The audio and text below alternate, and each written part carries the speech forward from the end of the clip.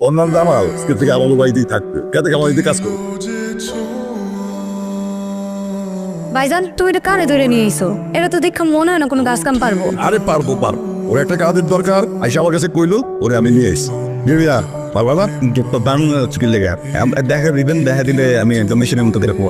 খালি মুখে কইলেই হয় না, শরীরেও শক্তি থাকতে হয়। দেখা তো মনে হয় সাদা মনে কিছুই পারবো না। আরে পারবে তো ও পরিচয় করা দিই এর দিতে তোমার ভাবি আর ও হইতেছে আমার একমাত্র কলিজার টুকরো বই সাইলা। আপনি তুমি সত্যি সত্যি আমাদের বাড়িতে চলে আসলা?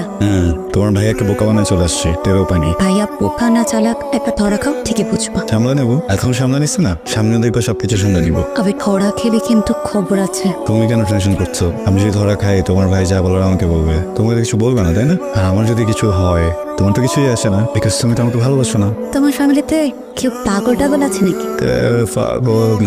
একজন পুরোপুরি না হচ্ছে একটু একটু করে এই যে তোমার জন্য এভরিডে একটু একটু। সেটা তোমাকে দেখেই বোঝা যাচ্ছে। এত না হলে এত সুখের জীবন ফেলে কেউ ক্ষেত খামারে কাজ করতে আসে এটা আমার জানা ছিল না। হাতে ধরো দেখো আরো কত কঠিন কঠিন কাজ করতে পারি। আবির আমি চলে যাই, কেউ দেখে ফেললে তোমার পরীক্ষা শুরু হওয়ার আগেই কিন্তু বিদায়ের ঘন্টা বেঁচে যাবে। ধরো না একবার তোমার জন্য সব রিস্ক নিতে পারবো ট্রাস্ট মি। এগুলো সিনেমার ডায়লগ নাকি বাস্তবে প্রযোজ্য দেখা যাবে। শালা আমার গ্রেট গ্র্যান্ডফাদার একটা কথা বলতে হয়, মানুষের জীবন সিনেমার থেকেও বেশি সিনেম্যাটিক। থাকো তুমি তোমার সিনেমা নিয়ে। এসো গুড নাইট। অনেক কাম করছেন, এবার আইন গায়ে নেন। তুই খাওয়ান নিয়ে আইসস অন্য কেউ নাই? আসলে যে নতুন লোকটা কাজ কাম করতে পারে নাকি হুদায় আমাকে অন্ন ধ্বংস করতেছে সেটাই দেখতে এসেছি। আরে নতুন মানুষ আস্তে আস্তে ঠিকই পার। এই শোনা পাখি এদিকে আসো এদিকে আসো যাও এদিকে যাও। কোনো কাজকে কিন্তু ঘৃণা করতে হয় না মিস্টার আবির, সব কাজই সমান।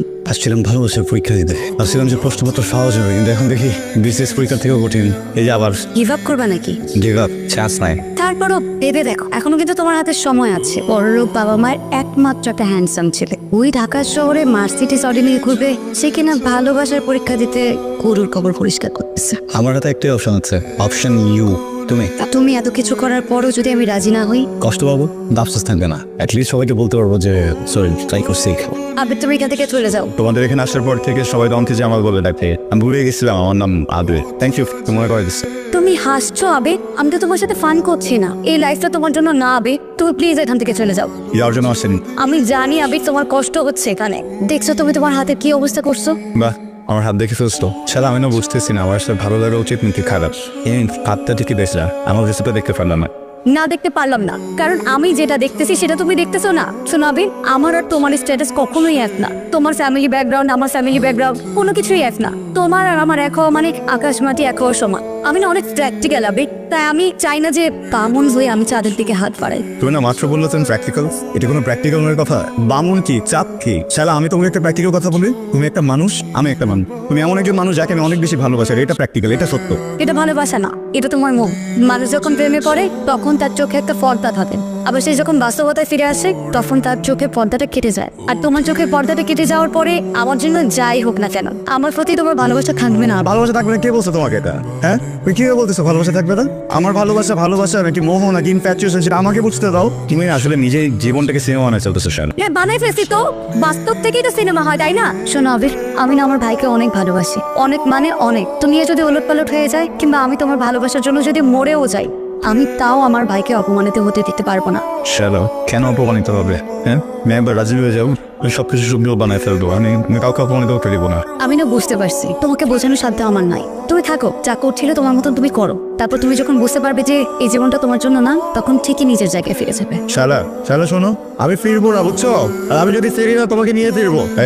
দেখছিস তোরে ডাক দিলাম তুই চলে আসলি, আর যার আসার কথা সেই আসে না। খা তুই খা, তোরে নিয়ে চলে যাবো।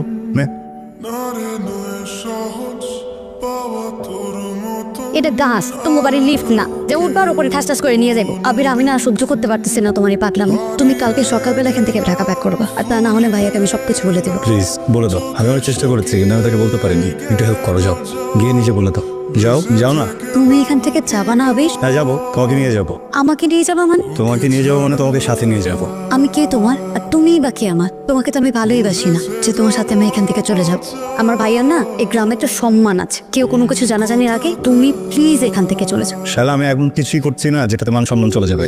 এটা গ্রাম, তোমাদের বড়লোকদের সোসাইটি না যে তোমরা যা খুশি তাই করবে আর কেউ কিচ্ছু মনে করবে না। এখানে আত্মসম্মানের অনেক ভ্যালু। পান থেকে চুন খুঁজতে মানুষ কি না কি ভাবে। কেউ কিছু বলবে না, একবার পারমিশন দাও। আমি কি তোমার ভাইয়ের সাথে কথা বলি, আমি সব ঠিক করে ফেলবো, ট্রাস্ট মি। আবির ভাইয়া তোমাকে একদম জানে মেরে ফেলবে। মারুক, তোমার ভাইয়া মেরে ফেলুক, তুমি আমার লাইফে না থাকলে আমি এমনিতে মরে যাবো। সো বেটার না রাতে মারো।